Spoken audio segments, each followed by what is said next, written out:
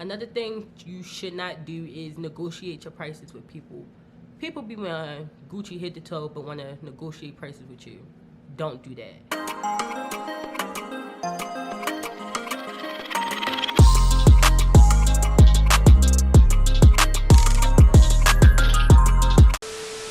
Hey, welcome back to my channel if you are a returning subscriber. But if you're new, it's your girl Lex and I'm back again with another video. So if you can tell by the title of today's video, then you know I'm going to be doing another entrepreneur series. This is episode 6, and this is how much I made in a year and the do's and don'ts of running a successful small business. So if you're interested in hearing more about it, make sure you keep watching. But before you go any further, just stop right now. Make sure you hit that subscribe button and give this video a thumbs up. Happy Halloween, y'all. I know y'all see my makeup, so it's actually probably going to be like November 1st or 2nd when I post this, but today I'm filming on Halloween. As y'all can see, wait, y'all can't even see, hold on. As y'all can see, I don't know if y'all can see that, but it say October 31st. This video by all means is not for me to brag or anything.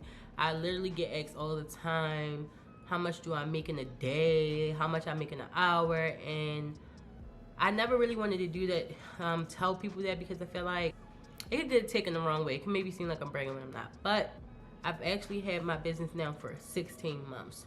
I was gonna make this video a couple months ago, but didn't have a camera and I didn't have all the calculations added up. So in a year, I made around roughly $6,500. And I don't know if that seemed like a lot, but it was definitely a lot to me. And I have been paid via PayPal, Cash App, Zelle, Venmo, and Apple Pay. Those are my forms of payment, and honestly, I feel blessed to have made that much money. And that was just an estimate. That wasn't the exact number.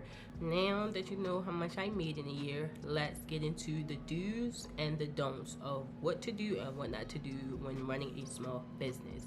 So, do's, you want to be professional, you want to have bedside manner. Some don'ts. Don't argue with people. I know this might be hard, especially if you feel like someone might be disrespecting you, but if you get to a point where you feel like you might have to argue with someone, just block them. Just block them, let them say whatever they want to say. Just block them. Another thing you should not do is negotiate your prices with people. People be wearing Gucci head to toe but want to negotiate prices with you. Don't do that.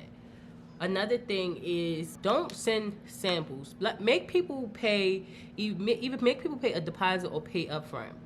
People pay upfront, fully upfront when you book with me. But I say this because this makes it easy for people to steal your work and not have to pay you.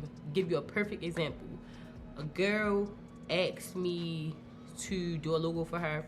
Now, logos are not my specialty. So I told her that I would give her a sample and she could pay for it when she liked it. Now, I said to myself to watermark it so she can't steal it and get it for free. Y'all know this girl cropped out the watermark and still used it for free. Basically, I had give her like 5 or 6 samples and she was like, oh, I'm gonna pay for it in a minute. I'm like, okay. So like 15 minutes went by, nothing. 10, 15, 20 minutes went by. I'm not gonna rush her. She said she's gonna pay. She shot with me before, so I really didn't think too much into it.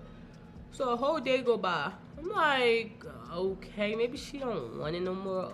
Okay, that's fine too, but at the same time, that's kind of messed up. You should pay something. Like, I gave you all these free samples. Mind you, they had watermarks on them. So, you know, about another 3 days go by, nothing.